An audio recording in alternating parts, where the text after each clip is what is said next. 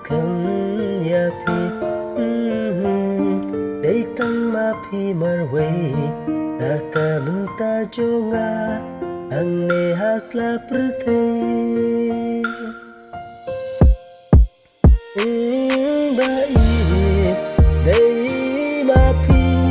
taka benta jonga ban im haka prte bai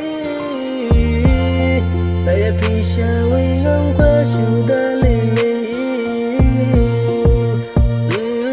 bai dei ma pi taka benta jonga ban im haka prte bai daya pi shawi ngam kwa shuda lele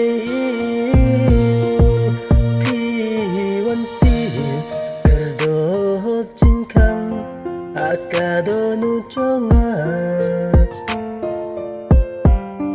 namar dei tang mapi ibriu iban kong bayo bandrong hajin im chonga dei mapi ibriu iban kong bayo ban ya puli ho chin in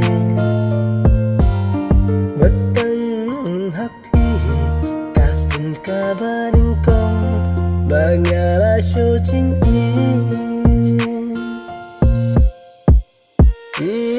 bai dei ma pi daka benta jonga ban im haka prte bai lai pi shawai ngam kwa shuda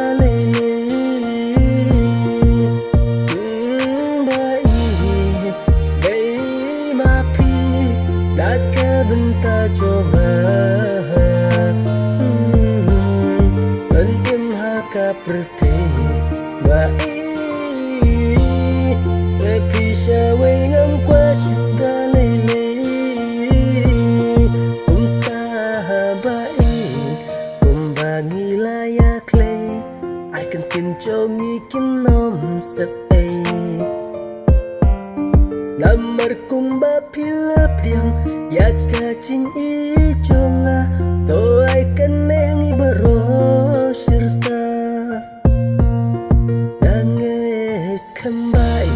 biru pininong kumbanga inya pi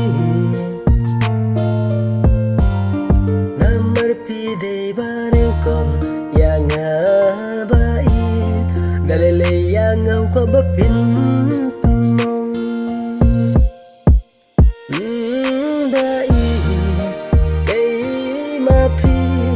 daka benta jonga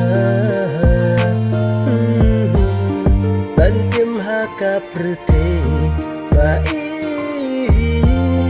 lai pi shawi ngam kwa shuda lele bai di tang ma pi daka benta jonga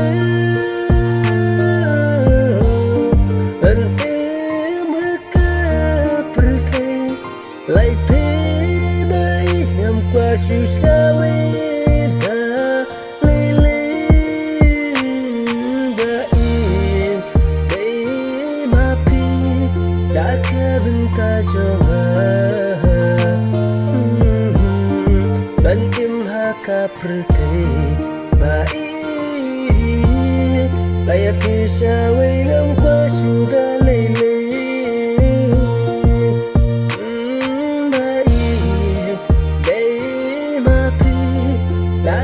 benta jonga